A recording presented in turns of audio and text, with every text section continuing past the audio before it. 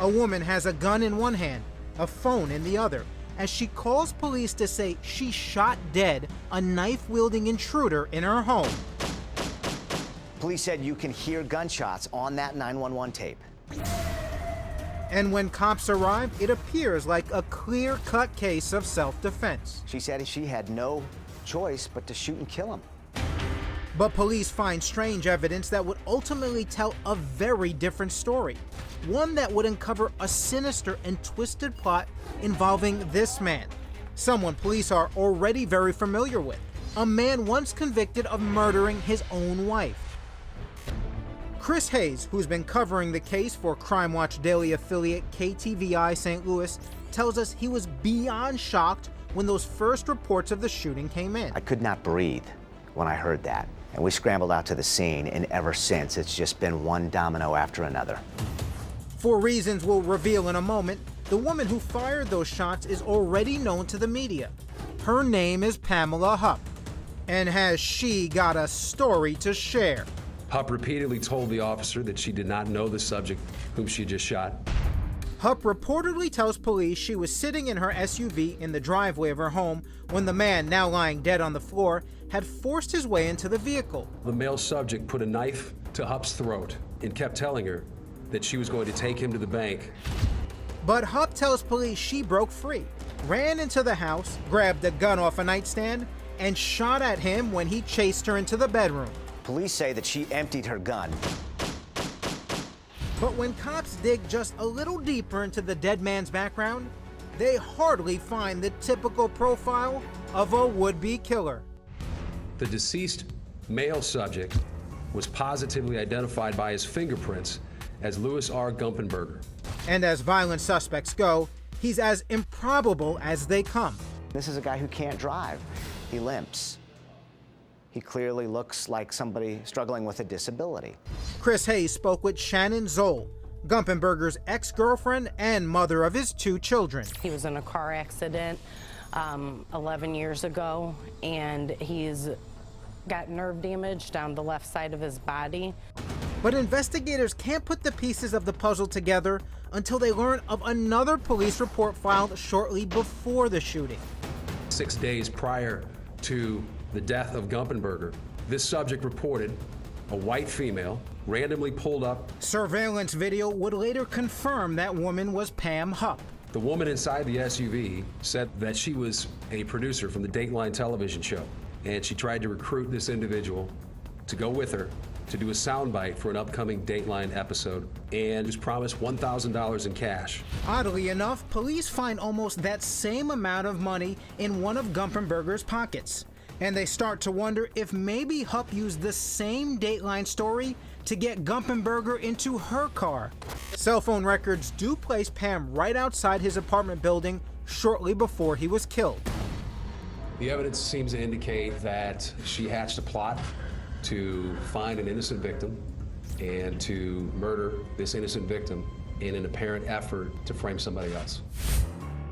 It seemed Hupp specifically lured Gumpenberger to her home to make him look like a hitman sent to kill her. But who would she be trying to frame, and why? Inside the dead man's pocket, officers are stunned to find a telltale note. The note says something to the effect of, "Get Russ's money." Hupp tells police the only Russ she knows is Russ Faria. And just who is that? You are Pam Hupp's proverbial punching bag. Evidently so. I have no idea what I ever did to her, directly or indirectly, for her to treat me this way. Right away, it was almost too bizarre to be believed. Their antenna went up immediately. Hupp had been a key and controversial player in a sensational murder Crime Watch Daily brought to national attention. The case of Russ Faria, who was convicted and ultimately exonerated of butchering his wife, Betsy, to death. It was at this house in the St. Louis suburb of Troy that Betsy Faria was murdered and mutilated in the most horrible of ways just 2 days after Christmas. Russ had returned home that evening to find Betsy dead from dozens of stab wounds, her arms nearly severed. It was a hard night, and I gotta see that every time I close my eyes, from now until forever. What do you see? I see her body there and just cut up, you know, and the blood. You can't take it back. You can't block it out of your head. It's always there. The medical examiner would ultimately find that Betsy had been stabbed 55 times, and detectives grill Russ for days. God is in this room with us right now. And God knows that I did not do this. And Russ has an alibi supported by cell phone tracking records and 4 friends who all say he was watching movies with them at the time of Betsy's murder. He was within 8 foot of us that night. There is no way he committed this crime. But police and prosecutors won't accept it. They made the decision that I did it and treated me as if I had from day one. Even though cops can't find a speck of blood on him or his clothing. They assumed that this was a crime of passion, and the only person who would be so impassioned would be the husband. Despite what many say is a lack of any credible evidence against him, Russ Faria is charged with the first-degree murder of his wife. And to Russ's horror and disbelief, he is ultimately convicted by a jury and sentenced to life plus 30 years. I was standing there fully believing I was going to get a not guilty verdict. I could hear my family and friends behind me noticeably upset, and that, I think, upset me more than anything. I couldn't believe I was going to prison. Nor could Chris Hayes, an investigative reporter who had been covering the case from day one for Crime Watch Daily affiliate KTVI St. Louis. It was shocking. Hayes says he had witnessed how Russ was seemingly railroaded by the police, the prosecution, and Pam Hupp, the woman whose testimony just so happened to help wrongly convict Betsy Faria's husband for her murder. One thing after another just kept piling up. And Hayes launches an investigation with the St. Louis Post-Dispatch that would expose how Hupp had been overlooked as a suspect in Betsy's murder. There were more and more things that needed to be looked at. Pam Hupp's name kept popping up. Hupp had been helping to care for Russ's wife Betsy, who was suffering from terminal cancer, and was actually with her the night of the murder. Was Pam Hupp the last known person to see Betsy alive? That's correct. Hupp had unexpectedly turned up at Betsy's chemotherapy session and insisted on taking her home that night. Which would be a surprise because it's out of Pam's way. And Hupp contradicts herself on what happened when she got to the Faria home in this audio interview with detectives the morning after the murder. Did you go inside? No. But a major case squad investigator asks Hupp the same question again. So did you ever actually go inside the house? I did. Well, we just went in. She turned on the hall light. Hupp digs a deeper hole for herself when she is further questioned by police, indicating she was in the house longer than she had initially said. I think originally you told investigators that when you left, Betsy was laying on the couch. Is that correct? I know she was on the couch because she was going to put in a movie. She was going to watch a movie. Hupp tells police she had left the Faria house by 7:30 p.m. and had called Betsy when she got home, a 45-minute drive away. You called her when you got home? I called Betsy to tell her I was home. But cell phone records show that call was made at 7:27 p.m. in the area of the Faria home. She could have been in the house, she could have been on the front door, she could have been a block away. But it put her in the area of the house. Her phone was pretty much in my driveway when she called. And it was determined Betsy had been murdered between 7:20 and 9:41 p.m. The connection was as direct as I've ever seen. It was somewhat overwhelming. And yet police would arrest Russ within a day. But not only was Hupp not considered a suspect, she was also their key witness. Russ's civil rights were violated by several means. One was the failure to investigate a relevant alternate suspect who was most likely to have been involved. Still more suspicion would fall upon Hupp when it was learned Betsy had removed Russ as the beneficiary of a $150,000 life insurance policy just days before her murder and replaced him with Hupp. Did you know the policy had been changed? I had no idea until the detectives gave me a letter when I was incarcerated in the jail. Even more unbelievable, the prosecutors and the judge wouldn't allow jurors at Russ's trial to hear about the insurance policy or other evidence that pointed to Hupp as possibly being Betsy's murderer. I couldn't cross-examine her as to motivation. I couldn't cross-examine any of the other witnesses, the police officers, regarding their lack of investigation on Miss Hupp. And most importantly, I couldn't get into the insurance proceeds. And it was that suppression of evidence and the investigation by Chris Hayes that helped Joe Schwartz win Russ a new trial, where he was exonerated and freed after nearly 4 years in prison.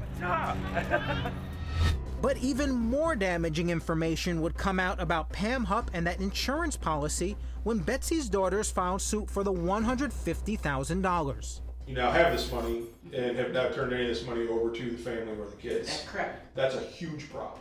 But at a civil hearing, Hupp makes a mind-boggling confession. Did you lie to anybody else that you've spoken to, Ms. Hupp, about what you were going to do with these life insurance proceeds?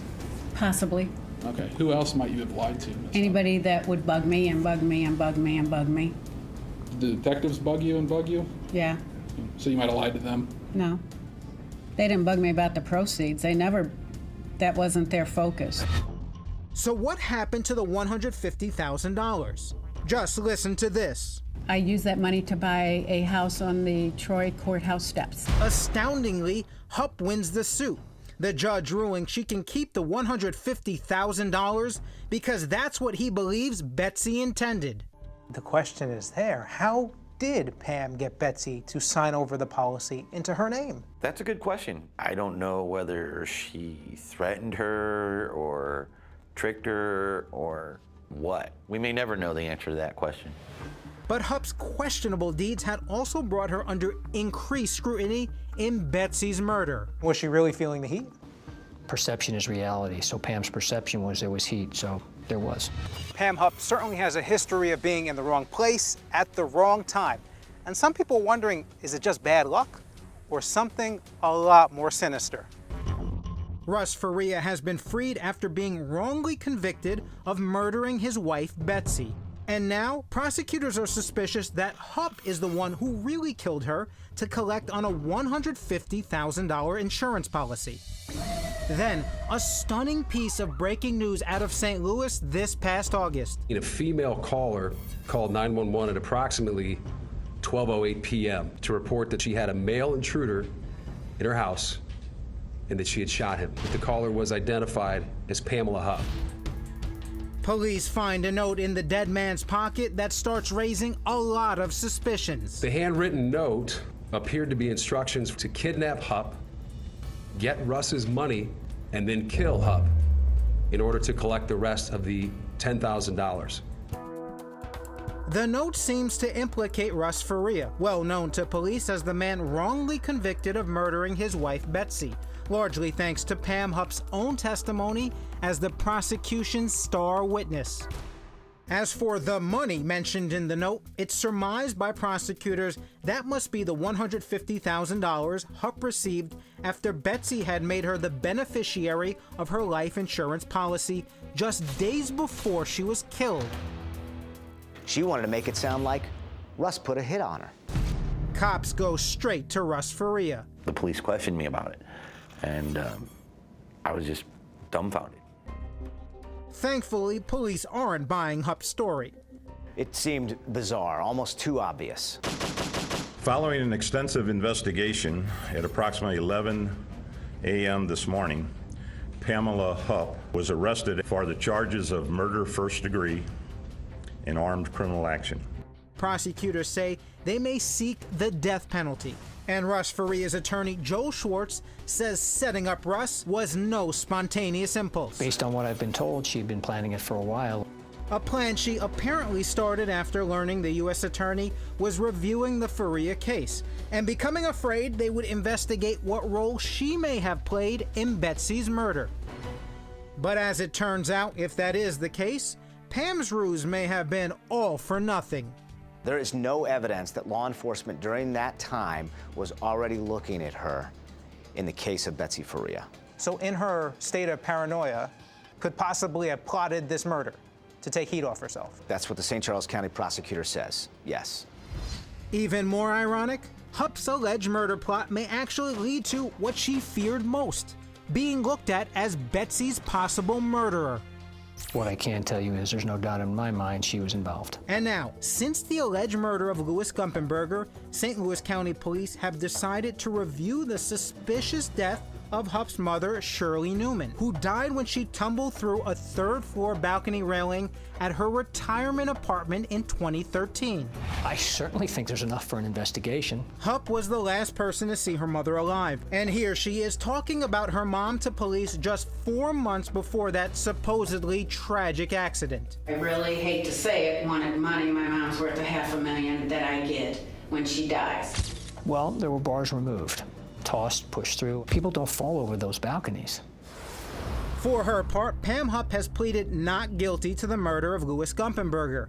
At the same time, just hours after her arrest for that shooting, while in custody this morning, just before noon today, Pamela Hupp indicated that she needed to use the restroom. While inside, Pamela Hupp began stabbing herself on the wrist and in her neck with a ballpoint pen she had secreted on her person before entering. But as this booking photo capturing her injuries shows, she has survived the suicide attempt to stand trial for the murder of Louis Gumpenberger, as well as possibly being investigated for Betsy Faria's murder and the death of her mother.